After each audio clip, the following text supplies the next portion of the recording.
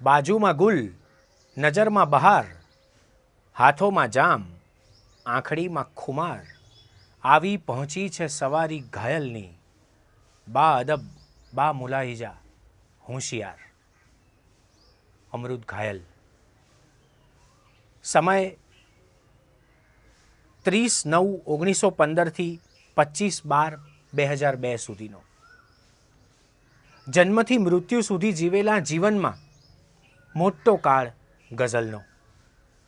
જો કે આ જન્મ તારીખ સાચી જ છે એવી વાત કરું છું ત્યારે કવિ વિનોદ જોશીએ ટાંકેલી એક વાત કરવાનું મન થાય છે. ઘાયલ સાહેબે જ કવિ વિનોદ જોશીને કહેલું કે આ તારીખ ખોટી છે, એ માત્ર સર્વિસ બુક ઉપર લખાયેલી તારીખ છે, કદાચ સાચી તારીખ 19/8/1916 હોઈ શકે. આ તારીખ બતાવીને જન્મનો સમય પણ એમણે કાઢી આપ્યો હતો. જ્યોતિષ જોઈ શકતા હતા ઘાયલ સાહેબ. ગઝલ અને ગાયત્રી બંનેની ઉપાસના સાથે કરનારા આ શબ્દ સેવી હતા. શબ્દની આરપાર જીવ્યો છું, હું બહુ ધારદાર જીવ્યો છું. ખૂબ ધારદાર જીવ્યા. એમને જોયા હતા છેલ્લે રમેશ પારેખ પર્વ રાજકોટ વખતે. વ્હીલચેરમાં બેસીને આવ્યા પણ અવાજમાં રૂઆબ હજી એવો જ ગુજરાતી ગઝલના 150 વર્ષ જેવો ટટ્ટાર અને અડીખમ. હજારો તેજપુંજથી શોભતો એક બ્રાહ્મણ વ્હીલચેરમાં બેસીને એક બીજા સર્જકને પોંખવા આવે ત્યારે એનો રૂઆબ કંઈક અદકેરો હોય એવી અનુભૂતિ ઘાયલ સાહેબને જોતા થઈ. તબિયત નાદુરસ્ત હતી પણ ગઝલ હજુય એવી ને એવી તંદુરસ્ત રહી. ઘાયલ સાહેબને જ્યારે જ્યારે વાંચું છું ત્યારે એક અંદાજ ચોક્કસ આવે છે કે એમની ગઝલોમાં એક ખુમારી છે, એમની ગઝલોમાં એક પોઝિટિવિટી છે. તમે બહુ જ નિરાશ થયા હો ત્યારે તમને કયું પુસ્તક વાંચવું ગમે એવું પૂછે ત્યારે તમારી પાસે કદાચ જવાબ ન પણ હોય, પણ તમારી પાસે 5 પુસ્તકો મૂકવામાં આવે અને એમાંથી એક ઘાયલ સાહેબનું પુસ્તક હોય અને તમે એ વાંચવાનું શરૂ કરો તો ચોક્કસ એમાંથી તમે જે જોઈએ છે, તમને જે મેળવવું છે, તમને જે ગમે છે અને તમારામાં જે હોવું જોઈએ એ બધું જ ઘાયલ સાહેબ પાસેથી મળે. આપણે બીજાને જીવન આપવાનું હોય. પથ્થર ઘસાઈને ચંદન બને એવું તો આપણે ત્યાં કહેવાયું, પણ કોઈકના ચંદન માટે ઓરસિયાની જરૂર પડે. આપણો પથ્થર કંઈક એવો નક્કર થવો જોઈએ. ઘાયલ સાહેબ એમની રજૂઆત વખતે સૌથી પહેલાં જે મુક્તક બોલતા એ મુક્તક પણ સાંભળવા જેવું છે. અમૃતથી હોઠ સૌના એઠા કરી શકું છું, મૃત્યુના હાથ પળમાં હેઠા કરી શકું છું, આ મારી શાયરી એ સંજીવની છે, ઘાયલ શાયર છું, પાળિયાને બેઠા કરી શકું છું. સભા જ્યારે આળસથી પ્રમાદથી મત્ત હોય ત્યારે એક નામ બોલાય. હંમેશા મુશાયરામાં મોડા આવે. સૂટ પહેરવાનો વૈભવ ઘાયલ સાહેબને વરેલો. સૂટ બૂટમાં સજ્જ હોય, મોડા આવે. આસપાસના શાયરો દ્વિધા પણ અનુભવે, ઓડિયન્સને પણ ચિંતા હોય આવશે કે નહીં આવે. અને પછી હળવેકથી ઓડિયન્સમાંથી પ્રવેશ કરે ઘાયલ સાહેબ અને પછી પોતાની ટાલ અને કપાળ એ બંને એક થાય એવી રીતે માથા પર પોતાની આંગળીઓ, જેમ કોઈક સારો તબલચી તબલા ઉપર પોતાની આંગળીઓ ફેરવે એમ એક શબ્દનો ઉપાસક ભાલ પ્રદેશથી ટાલ પ્રદેશ સુધીની સરહદોમાં પોતાની આંગળીઓ ફેરવે અને એક પછી એક પછી એક પછી એક ગઝલોથી રળિયાત કરે. આ એ ઘાયલ સાહેબ, જે ઘાયલ સાહેબ એમ કહે કે જીવન સ્વપ્ન છે એ જ જૂના, પરંતુ અમે એની કેડી મરામત કરી છે. શિકલ બદલી ગઈ છે એ ખંડેર કેરી, તમે પણ કહેશો કરામત કરી છે. કસમ ઘેલ છાના જીવનમાં કદાપી નથી પાછી પાની કરી કોઈ પંથે. મુહબ્બત કહો તો મુહબ્બત કરી છે, બગાવત કહો તો બગાવત કરી છે. મકરંદ દવે સાથે એમનો આધ્યાત્મિક અને સુરતાનો નાતો મકરંદ દવે એમને ગાયત્રી પ્રસાદ ગઝલેશ કહે. અને હંમેશા સવારના ઉપાસક અને સાંજના ઉપાસક ઘાયલ સાહેબ જુદા માલુમ પડે.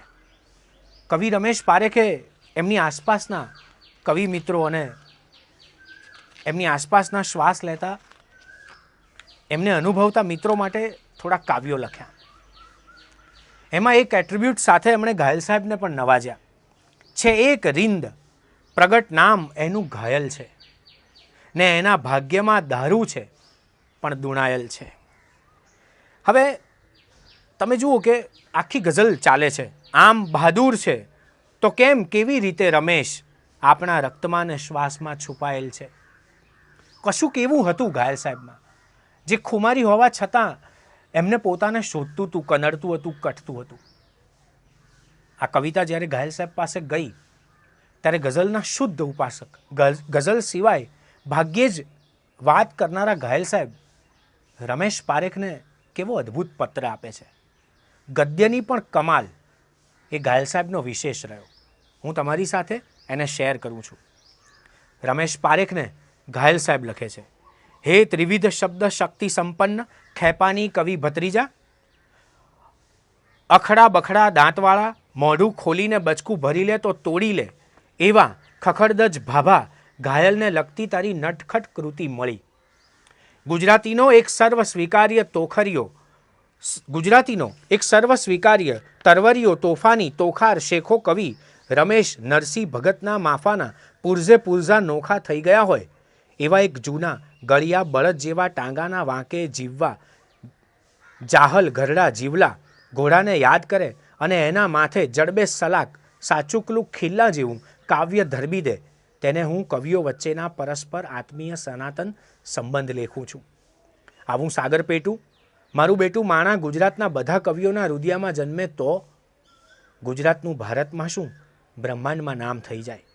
લેકિન वो दिन कहाँ કે મિયાં કે પાँव में छोड़ एक रमेश तो जूती वाला है और घायल चाचा की टाल भी तो है और क्या चाहिए.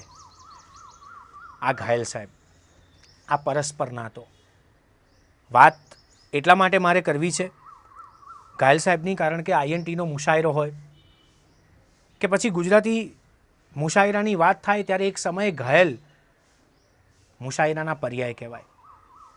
જે દિવસે મુશાયરો હોય એના 2-3 દિવસ પહેલાં જવું અને 2-3 દિવસ સુધી મુશાયરો ચાલવો, એવી પરંપરા આજે લુપ્ત થતી જાય છે.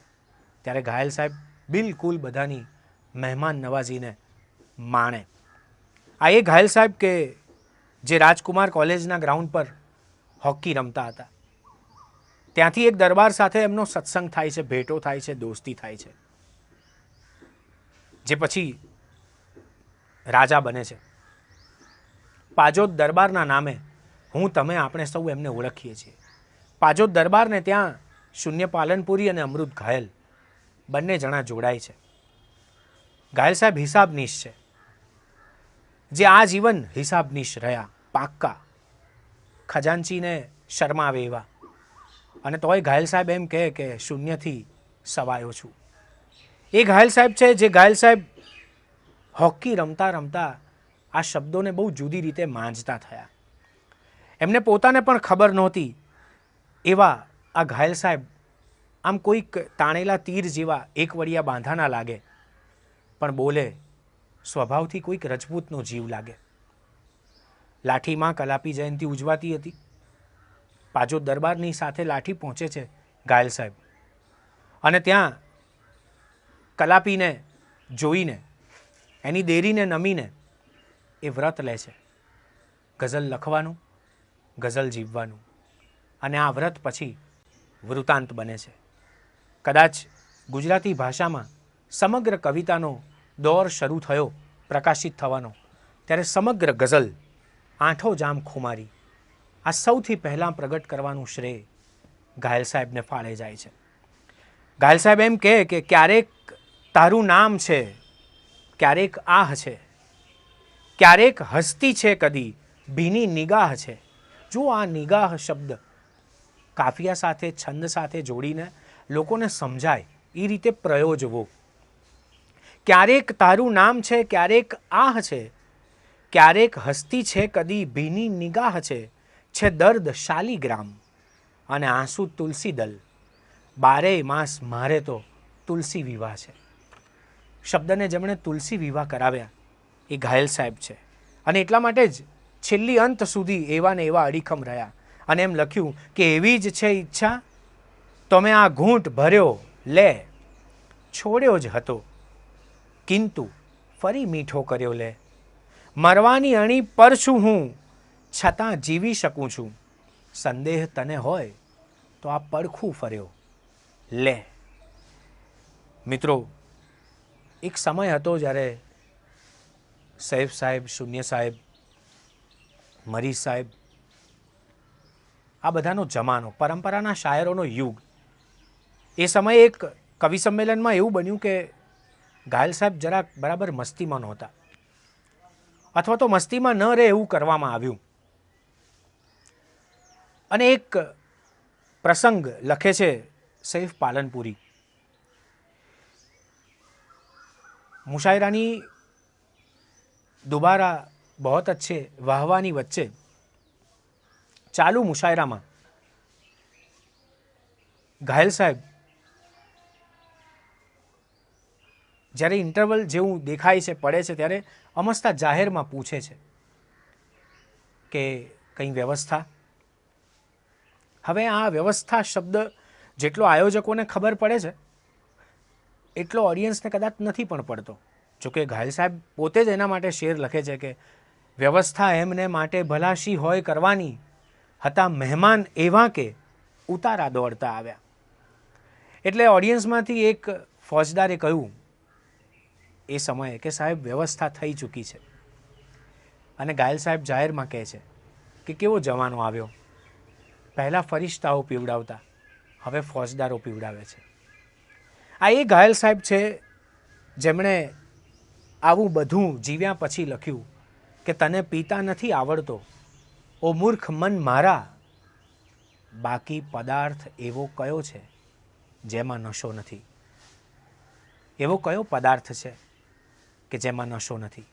અને એ મુશાયરા પછી ઘાયલ સાહેબની કેટલીય ગઝલો યાદ આવે અમસ્તી. ગભરું આંખોમાં કાજળ થઈ, લહેરાઈ જવામાં લિજ્જત છે, ચર્ચાનો વિષય એ હોય ભલે, ચર્ચાઈ જવામાં લિજ્જત છે.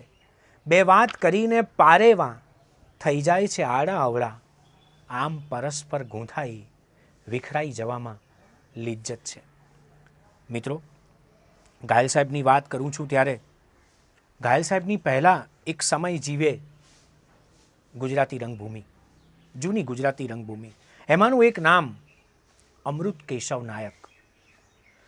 1877થી 29/6/1906 સુધીનો એમનો સમય બતાવવામાં આવ્યો છે.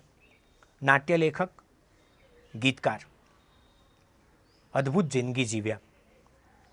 એમની જિંદગી ઉપર નાટક અને ફિલ્મ થઈ શકે એવી જિંદગી જીવ્યા અમૃત કેશવ નાયક. એમનો એક શેર છે, આંખોથી વહે છે ધારા તોય જીગર બળે છે, ચોમાસે ભરપૂરે આકાશનું ઘર બળે છે. ક્યાંક જુદા સંદર્ભો છે અમૃત કેશવ નાયકના, પણ મને એવું લાગે છે કે બહુ ઓછું જીવ્યા અમૃત કેશવ નાયક. એમણે જે જીવવું હતું એ પાછળથી એક શબ્દ સ્વામી કોઈક બીજા શબ્દ સ્વામીને ખોળિયું આપે એમ અમૃત કેશવ નાયકમાંથી અમૃત ઘાયલ બન્યા એવી અનુભૂતિ થાય છે. ઘાયલ સાહેબને એટલા માટે સ્મરવા છે કારણ કે જ્યાં સુધી ગુજરાતી ગઝલ છે ત્યાં સુધી ઘાયલ સાહેબ છે, ત્યાં સુધી એમની લોકવાયકાઓ પણ છે. એ લોકવાયકા કરતાં લોકોના વધારે હતા, મહિલાના વધારે હતા. કેટલા બધા શેર ઘાયલ સાહેબના મારી સાથે તમે પણ શેર કરી શકો છો. અરમાન જ્યારે પ્યાસના પૂરા થયા હશે ત્યારે અમારા જામના ચૂરા થયા હશે. આ જામ ચૂરા થાય છે ને ત્યારે ઘાયલ સાહેબના બે શેર યાદ આવે છે. હવે નથી મળતા ઘાયલ સાહેબ જેવા શાયરો કે ઘાયલ સાહેબ જેવા માણસો. મિલનસાર દાના જવલ્લે મળે છે, મનુષ્યો મજાના જવલ્લે મળે છે. હંમેશા તો ક્યાંથી મુલાકાત થાય, નવા નિત બહાના જવલ્લે મળે છે. બધા ગાલ મધ્યે નથી મળતા ખંજન, ખુશીના ખજાના જવલ્લે મળે છે.